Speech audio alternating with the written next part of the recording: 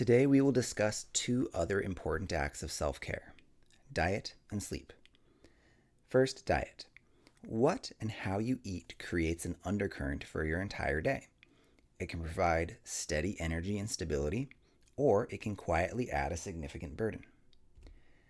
Now, when we think of stress, we don't usually think of digestion, but digestion is a demanding process. Your body has to break down food, allocate resources, manage blood flow, and coordinate all of this through your nervous system. When things go slightly wrong, you might feel some discomfort. But if they go far enough wrong, it can trigger a broader response. Low energy, poor focus, reduced motivation, a central response that can last for hours. You've probably felt this after a meal that didn't sit well.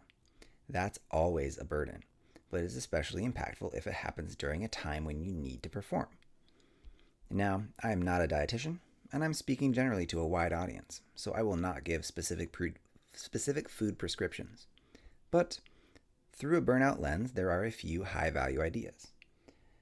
First, minimize those digestive crashes. Even if you did nothing else, just avoiding meals that leave you feeling way worse would meaningfully reduce your burden. And importantly, it isn't just about what you eat. The way you eat matters a lot.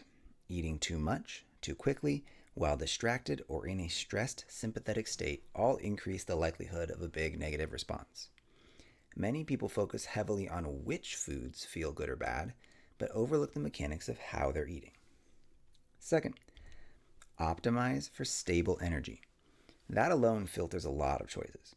Highly processed foods and large amounts of sugar tend to create unstable energy, while more whole, balanced meals are generally more reliable, assuming you don't have a food sensitivity. Finally, if you are trying to lose weight, it is important to do this in a burnout conscious way. Aggressive calorie restriction can leave you underfueled, which is its own huge burden, and it often backfires, leading to rebound weight gain, reduced confidence, and the stress of weight cycling. A slower, more sustainable approach, similar to exercise, tends to work better long term because your body and your brain stay on board.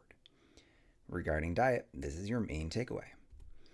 Eat in a way that gives you stable energy to handle your day, because anything that destabilizes your energy is quietly adding to your burden. Now, I recognize this is far easier said than done, and it can take considerable experiment to find a eating solution that your body actually agrees with. But it's worth all the effort. The other massive but underlooked act of self-care is sleep. Sleep is where the magic happens. You get the deepest physical healing during deep sleep, and you process your emotions from the day during REM sleep. When this gets messed up, everything is harder, a massive burden. With this, it all comes down to the basics. I'll give you two questions. 1. Do you give yourself enough opportunity to sleep? If you get in bed 4 hours before your alarm goes off, nothing can save you. And number 2, in the hour or two before going to bed, do you do things that make it easier or harder to fall asleep? I can't tell you how many times I have laid in bed for 2 hours at least awake because the last thing I did was watch a super exciting TV show and my brain was still running hot. A little discipline here goes a long way. But remember, this isn't all about optimal health. It's about removing unnecessary burden.